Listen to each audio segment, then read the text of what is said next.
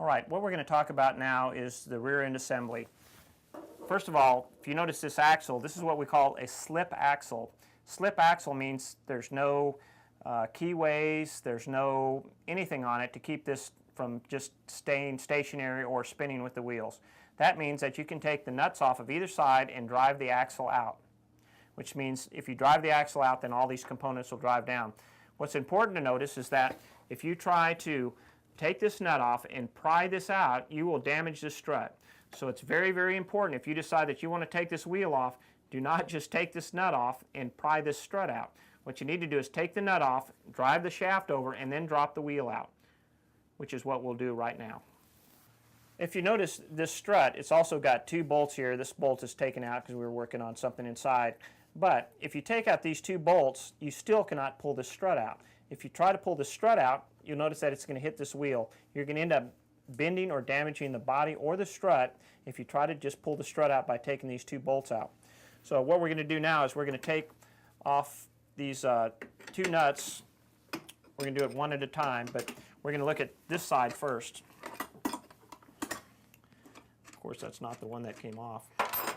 In the event that these nuts are Loctited on, so sometimes if this is the one you want off, sometimes the other side will come off first. If you need to do that, what you need to do is put a pair of pliers on the threads on the other side, with taking care not to damage them too much, to hold the shaft in place while you take this nut off. Okay, what we're doing is we're going to hold on to these threads on this side. We don't want to squeeze it too tight in order to damage the threads. So we're going to hold on to this so we can get the nut off on this side.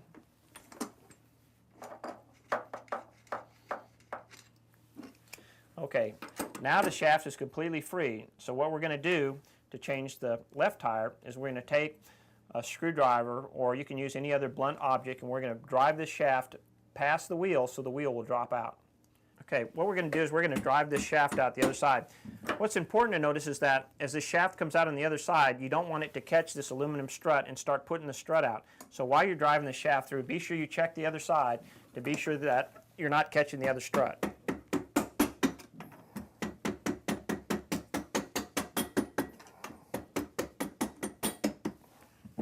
Okay, now the shaft is all the way through. Notice that we have these washers. You need to keep these in order because they're different. Inside, outside. Now we have the tire loose. So now if you need to change the tire or to change a tube, it's free. So what we're going to do is we're going to put this tire back on, and we're going to switch the other side and show you how to drop the gear assembly, which is where the chain and things are. To reassemble, we're going to put the tire in, and then we're going to put the washer on the back side.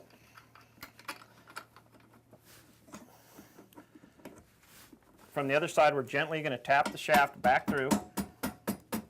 Be sure that before you get down to this side, we want to put this washer in.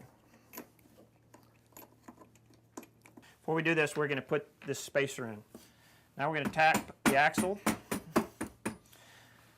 Be sure you use Loctite on this or other similar thread locking product, because these will tend to spin off by themselves.